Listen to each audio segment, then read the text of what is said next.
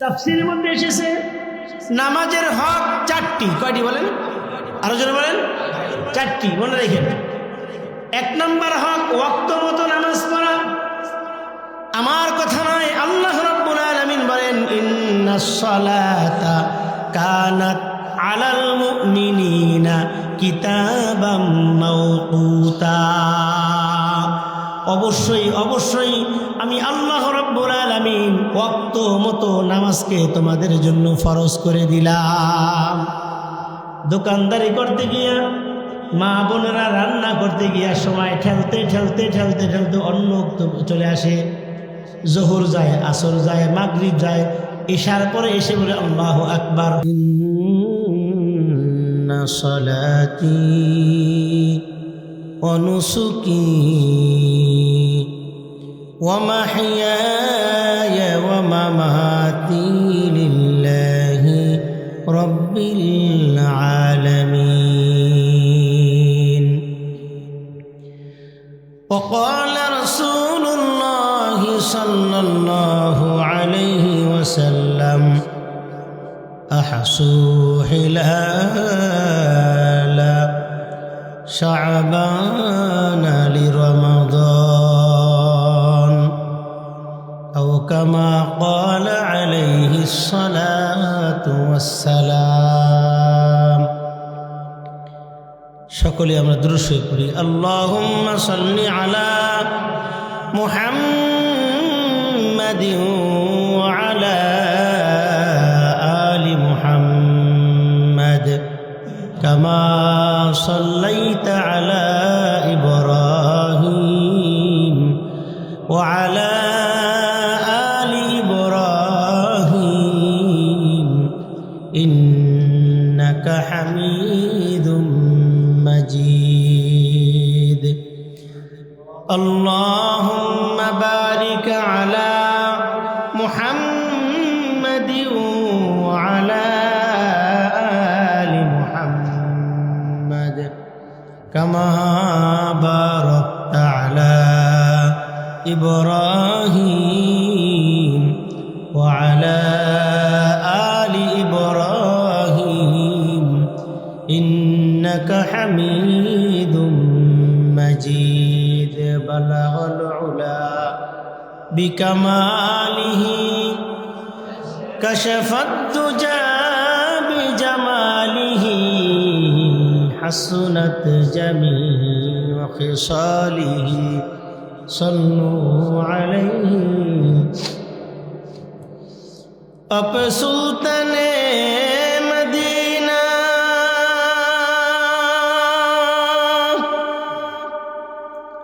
মুহাব্বতে ওয়াহিউ সকিনা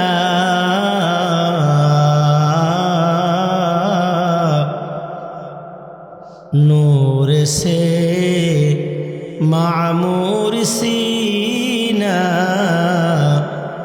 मिश्क से बेहतर फसीना बलगल उला बिकमालिही कशफत दुजा बिजमालिही हसनत जमीउ ख़िसालिही सल्लु अलैहि व आलिहि।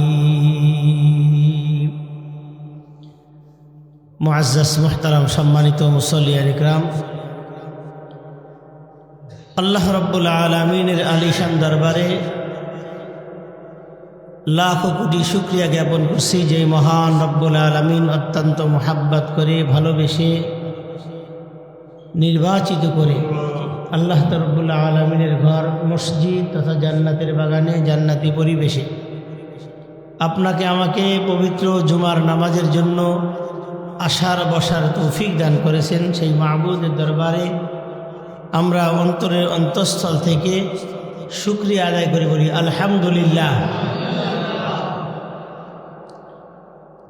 দুরুদ ও সালাম মানবতার মহান শিক্ষক, মানবতার মুক্তির দিশারি সরকারে দো আলম সৈয়দুল মুরসালিন খাতামুন নবিয়্যিন আশরাফুল আম্বিয়া নূরে মুজাসসাম হাবিবুল্লাহ রহমাতাল লিল আলামিন প্যারা নবী মুহাম্মদ রাসূলুল্লাহ সাল্লাল্লাহু আলাইহি ওয়াসাল্লামের উপর। সম্মানিত হাজিরিন, আমরা যেই মাস অতিক্রম করতেছি এই মাসটার নাম হচ্ছে শাহরু শাবান। কি মাস? শাবান মাস। আমরা রজবের শুরুতেই একটা দোয়া শুরু করছিলাম, আল্লাহুম্মা বারিক লানা ফি রজবা ওয়া শাবান ওয়া বাল্লিগনা রমাদান। তাহলে এখন রজব মাস কিন্তু চলে গেছে, এখন দোয়া করতেছি কিন্তু একই দোয়া। তাফসীরের মধ্যে আসছে রজব মাস কিন্তু চলে গেছে, এখন শাবান মাস। দোয়া করতেছি কি? আল্লাহুম্মা বারিক লানা ফি রজবা ওয়া শাবান, অর্থাৎ আগামী 11 মাসের দোয়া চাইছি। রজবের শুরুতে মাত্র 3 মাসের দোয়া চাইছি হায়াতের জন্য। আল্লাহ রজব শাবান হায়াত দান করো, রমজান পর্যন্ত পৌঁছাই দাও। 3 মাসে চাইছি না? আর এখন চাইতেছি আগামী আরো 11 মাসের। এভাবে নেক আমল করার জন্য হায়াত চাওয়া জায়েজ আছে। দীর্ঘদিন বেঁচে থাকা, অনেক অর্থ সম্পদ ইনকাম করার জন্য হায়াত চাওয়া জায়েজ তাই। এটা শয়তানের কাজ। এটা কার কাজ? শয়তানের কাজ। শয়তান যখন আদমকে সিজদা করতে অস্বীকার করল, আল্লাহ রাব্বুল আলামিন বলেন বের হয়ে যা জান্নাত থেকে, এখান থেকে বের হয়ে যা।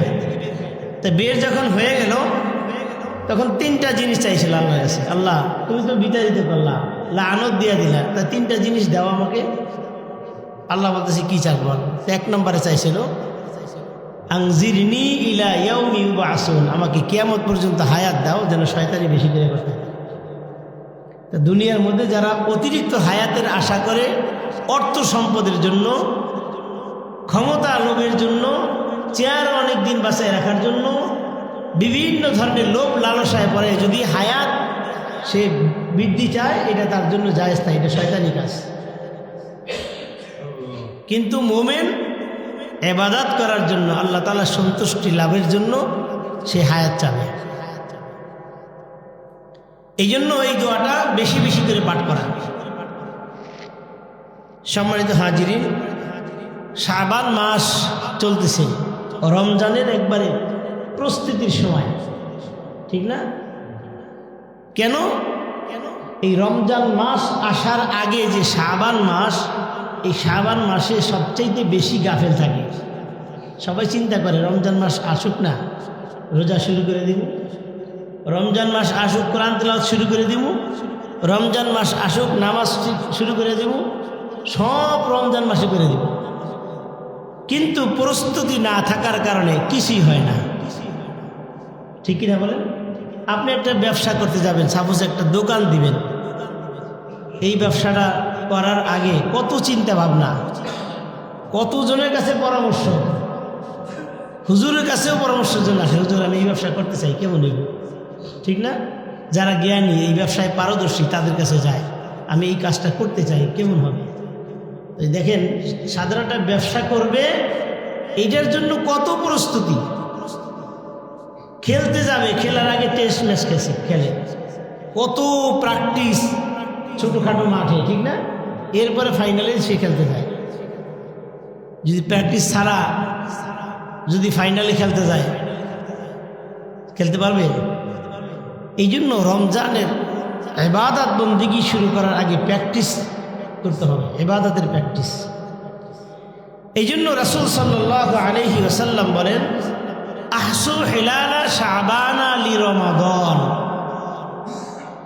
যখন শাবান মাস আসে তখন তোমরা রমজান মাস কয়দিন আছে প্রতিদিনের গণনা করো। সুবহানাল্লাহ বলেন।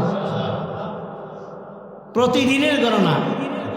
এক মুসল্লি আর এক মুসল্লিকে জিজ্ঞেস করবে, ভাই রমজানের কয়দিন জানি বাকি আছে? এটা সুন্নত।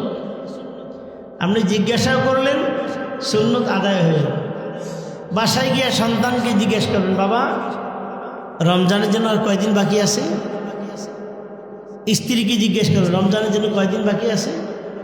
সে আপনাকে জিজ্ঞেস করবে। মুসল্লি আরেকজন মুসল্লিকে জিজ্ঞেস করবে, এই জিজ্ঞাসা করাটা এই শাবান মাসের জন্য একটা সুন্নত। এটা এক নম্বর কাজ। শাবান মাস, শাবান মাসের গুরুত্ব এত বেশি কেন? অনেকগুলো উত্তরের মধ্যে আর একটা উত্তর হচ্ছে শাবান মাসের পরের মাসই হচ্ছে রমজান মাস। রাসূল আকরাম সাল্লাল্লাহু আলাইহি ওয়াসাল্লাম বলেন, রমজান মাস হলো আমার উম্মতের জন্য ফসল তোলার মাস। সুবহানাল্লাহ বলেন, ফসল তোলার মাস। এখন ফসল যে তুলবেন, ফসল যে পাকবে, এটা কি বীজ বপন করতে হবে না? কি বলেন? বীজ তো আমাকেই বপন করতে হবে। আমি যদি বীজ বপন করে ভালোভাবে লালন পালন করি, পানি দেই, আগাছা মুক্ত করি, এরপরে দেখবেন রমজানে ঠিকই আমি ফসল ঘরে তুলতে পারবো, ঠিক না? কিন্তু আপনি গাছই লাগান নাই, রমজানে ফসল তুলবেন করতে পারবেন। এই জন্য রজব এবং শাবান মাস হচ্ছে বীজ বপন করার মাস, গাছ উৎপাদনের মাস, আগাছা পরিষ্কার করার মাস। যেন এই রজব এবং শাবান মাস, এই 2 মাসে আমি অতিরিক্ত পরিশ্রম করে যদি আগাছা পরিষ্কার করি, ক্ষেত সুন্দরভাবে নিড়ানি দেই, তাহলে রমজান মাসে আমি কি করতে পারবো? আমি ফসল ঘরে তুলতে পারবো। রাসূল সাল্লাল্লাহু আলাইহি ওয়াসাল্লাম বলেন, শাবান এবং রজব এবং শাবান এই 2টা মাসে তোমরা ইবাদতের বেশি বেশি প্র্যাকটিস করো। বিশেষ করে শাবান মাসের অবহেলা তোমরা করো না। এই মাসে যদি ঠিকমতো তোমরা প্র্যাকটিস করো, রমজান গিয়ে সুন্দরভাবে একবারে মানে ত্রুটিমুক্তভাবে ইবাদত করতে পারবে। এই জন্য রাসূল বলেন, শাবান মাস হচ্ছে আমার মাস, আর রমজান মাস হচ্ছে আমার উম্মতের মাস। সুবহানাল্লাহ বলেন। এক হাদিসের মধ্যে আসছে, রাসূল আকরাম সাল্লাল্লাহু আলাইহি ওয়াসাল্লাম শাবান মাস আসলে তার লুঙ্গি, পরনের লুঙ্গি এইভাবে গিট্টু দিতেন, শক্ত করে কষাই বাঁধতেন। মানে কি, ইবাদত বন্দিগি এত বেশি বেশি করতেন।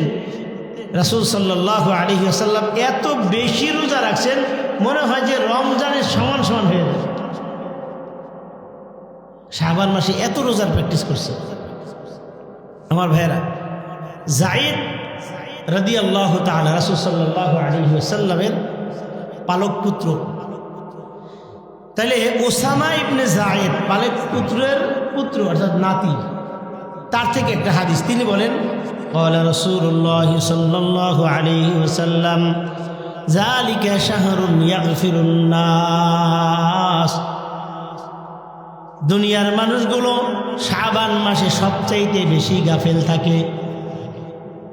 সবচাইতে শাবান মাসে বেশি গাফেল থাকে কেন? রমজান মাস আসলে সে রোজা রাখবে, রমজান মাস আসলে নামাজ পড়বে, রমজান মাস আসলে দান সদকা করবে। আল্লাহর হাবিব সাল্লাল্লাহু আলাইহি ওয়াসাল্লাম বলেন, যালিকা শাহরুন ইয়াগফিরুন নাস। শাবান মাসে সবচাইতে আমার উম্মতগুলো বেশি গাফেল থাকে। আল্লাহর হাবিব সাল্লাল্লাহু আলাইহি ওয়াসাল্লাম বলেন, বাইনা রজব ওয়া শাবান। হে যায়েদ শোনো, শাবান মাস এবং রজব মাস, এই মাসগুলায় আমার উম্মতেরা বেশি গাফেল থাকে, আর আমি সবচাইতে বেশি গুরুত্ব দেই। এই কারণে উহিব্বু আন ইয়ারফাউ আলা উম্মতি ওয়া আনা সাইম। আল্লাহর হাবিব সাল্লাল্লাহু আলাইহি ওয়াসাল্লাম বলেন, শাবান মাসে আমি এত বেশি ইবাদত করি 2টা কারণে। 1 নম্বর কারণ হচ্ছে আল্লাহ রাব্বুল আলামিন শাবান মাসের প্রতিদিন আমলনামা আল্লাহ তাআলার কাছে পেশ করা হয়। অন্যান্য মাসগুলোর সপ্তাহে 2 দিন, সোমবার এবং বৃহস্পতিবার আমলনামা পেশ করা হয়, কিন্তু শাবান মাসে প্রতিদিন আমলনামা পেশ করা হয়। এই জন্য প্রতিদিন যেহেতু আমার আমলগুলো আল্লাহ তাআলার কাছে যাবে, আমি যেন রোজা অবস্থায় থাকি অথবা নামাজরত অবস্থায় থাকি, এই অবস্থায় যেন আমার আমলটা আল্লাহর কাছে পৌঁছায়। 2 নম্বর কারণ হচ্ছে আল্লাহর হাবিব বলেন, আইয়ুহিব্বু ইয়ারফাউ আমালি ওয়া আনা সাইম। আল্লাহর কাছে আমার আমলটা যখন যাবে, তখন যেন আমার নামটা সায়েমের খাতা, একটা রোজাদারের খাতায় লেখা থাকে। এই জন্য শাবান মাসে আমি বেশি বেশি ইবাদত করি। সুবহানাল্লাহ বলেন। আমার ভাইরা, আল্লাহর হাবিব সাল্লাল্লাহু আলাইহি ওয়াসাল্লাম শাবান মাস আসলে ঘুমাইতেন কম, নফল নামাজ বেশি বেশি পড়তেন। কোন নামাজ? নফল নামাজ বেশি বেশি পড়তেন, কারণ রজব মাসে আল্লাহ রাব্বুল আলামিন নামাজকে হাদিয়া দিয়েছেন, ঠিক কিনা বলেন? কালেমা, রোজা, হজ, যাকাত জমিনের মধ্যে ফরজ করে দেওয়া হয়েছে, কিন্তু নামাজ এমন একটা ইবাদত আল্লাহ রাব্বুল আলামিন তার নিজের কুদরতিভাবে আল্লাহর হাবিব সাল্লাল্লাহু আলাইহি ওয়াসাল্লামকে লাউহে মাহফুজে নিয়া আল্লাহর হাবিবকে আল্লাহ তাআলার ওই কুরসির মধ্যে বসাইয়া হাবিবুল্লাহ লকব দিয়ে আল্লাহর হাবিবকে 5 ওয়াক্ত নামাজ হাদিয়া দিয়েছে। জোরে বলি সুবহানাল্লাহ। এই জন্য নামাজের গুরুত্ব সবচাইতে বেশি।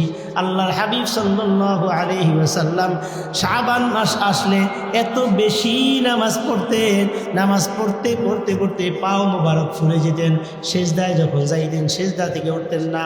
মা আয়েশা সিদ্দিকা রাদিয়াল্লাহু তাআলা আনহা বলেন, আমার মনে হয় আল্লাহর হাবিব দুনিয়া থেকে বিদায় নিয়েছেন, আমি পরীক্ষা করার জন্য তার পায়ের মধ্যে একটু চিমটি কাটতাম।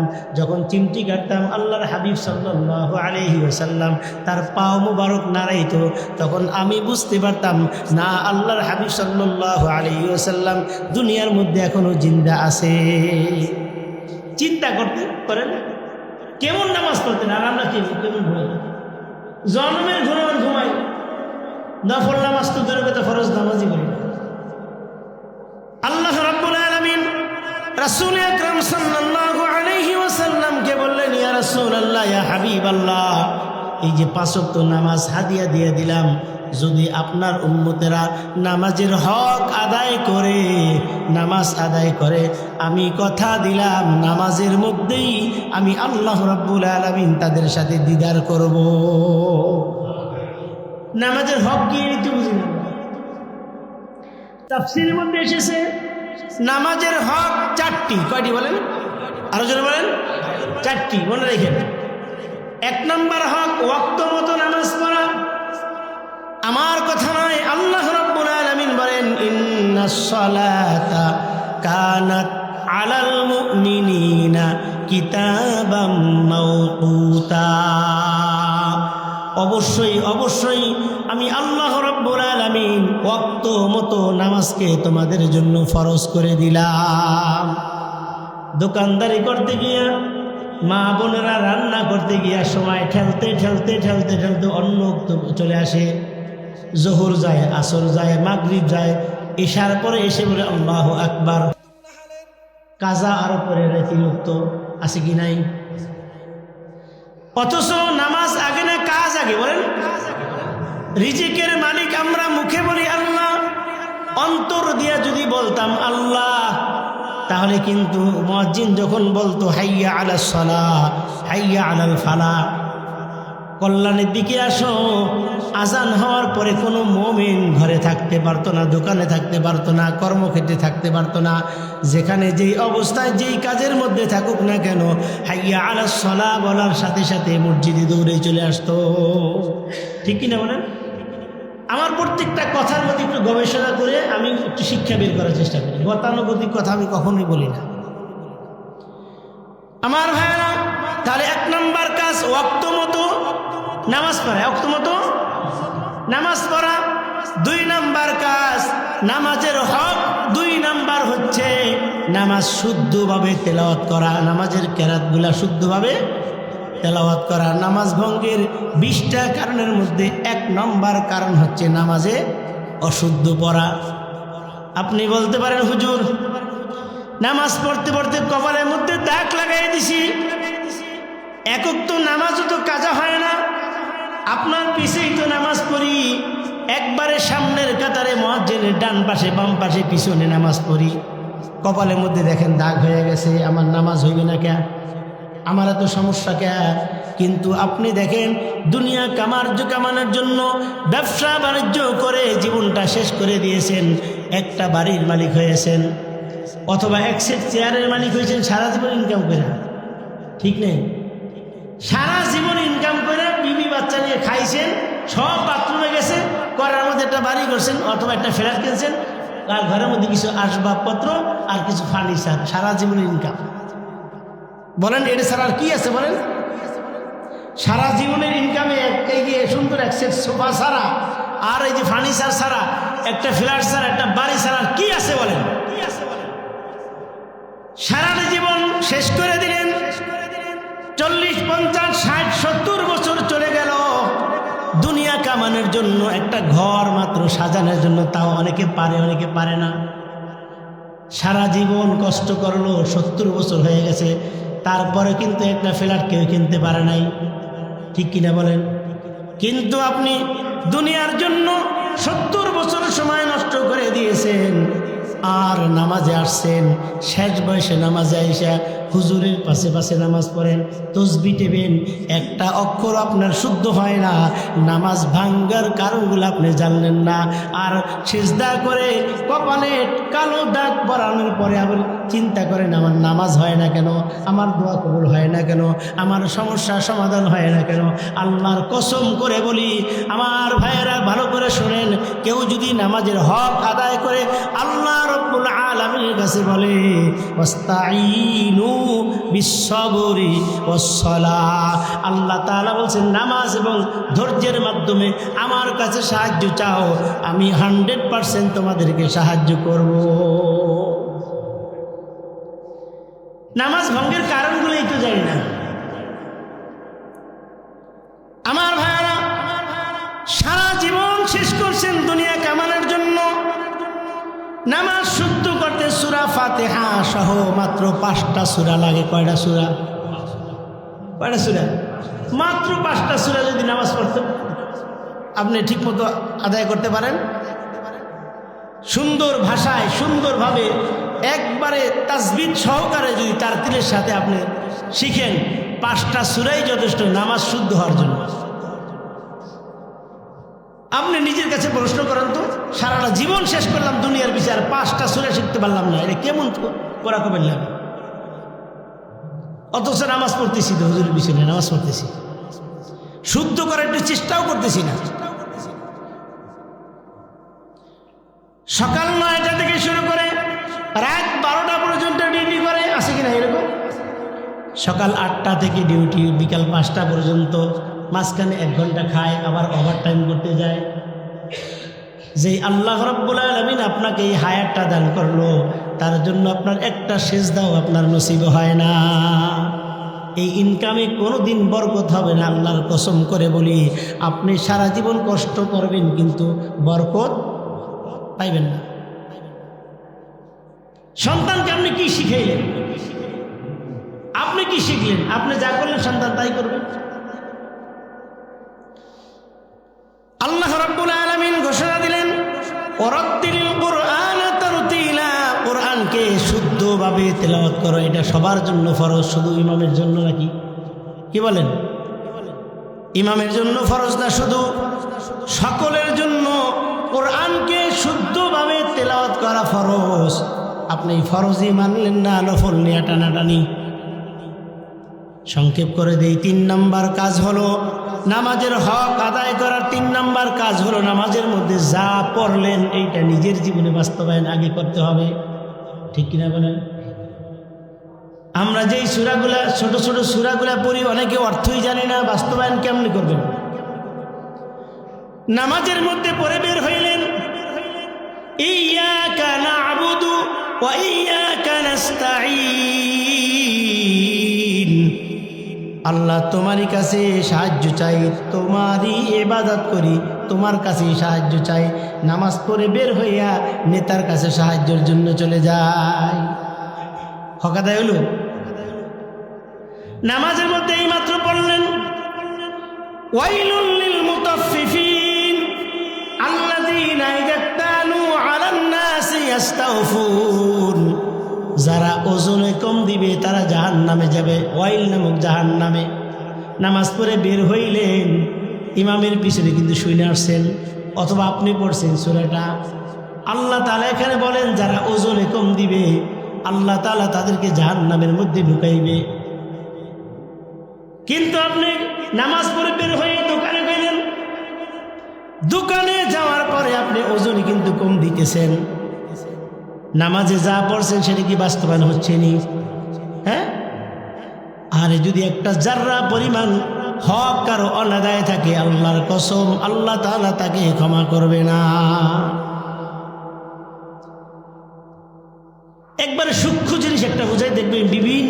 দোকানে অফার দেয় 99 টাকা, 199, 999 অফার দেয় না?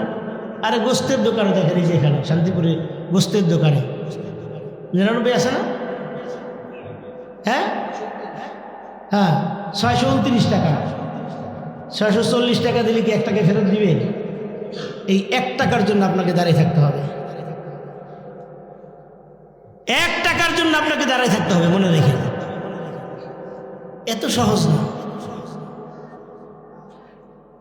আপনি নামাজে পড়ে গেলেন আয-যানিয়াতু ওয়াজ-যানি ফাজলিদু কুল্লা ওয়াহিদাম মিনহুমা মিআতা জালদা। এখন কিন্তু আমার পিছনে এই আয়াতটা আপনি শুনে গেলেন, অথবা আপনি সুন্নত নামাজে এই আয়াতটা পড়ে গেছেন, ওয়াজ-যানিয়াতু ওয়াজ-যানি ফাজলিদু কুল্লা ওয়াহিদিম মিনহুমা মিআতা জালদা। জেনাকার পুরুষ অথবা নারী উভয়ের জন্য 80টা বেত্রাঘাত। যদি বিবাহিত হয় পাথর নিক্ষেপ করে মৃত্যুর আগ পর্যন্ত তাকে পাথর নিক্ষেপ করো।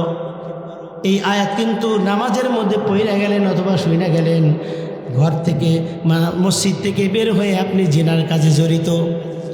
আপনি চিন্তা করেন, হুজুর আমি তো জেনা করি না। আরে যেখানে পতিতের ব্যবসা, মদের ব্যবসা, যেই সব কাজ করলে জেনায় আকৃত হয় ওই সব কাজে কিন্তু আপনার ডোনেশন আছে, ঠিক কিনা বলেন? আল্লাহ রাব্বুল আলামিন বলেন, ওহুম ইয়াহমিলুনা আওজারহুম আলা যুহুরিহিম। কিয়ামতের দিন আল্লাহ রাব্বুল আলামিন আপনার উপরে সকলের গুনার একটা অংশ আপনার উপর চাপাইয়া দিবে।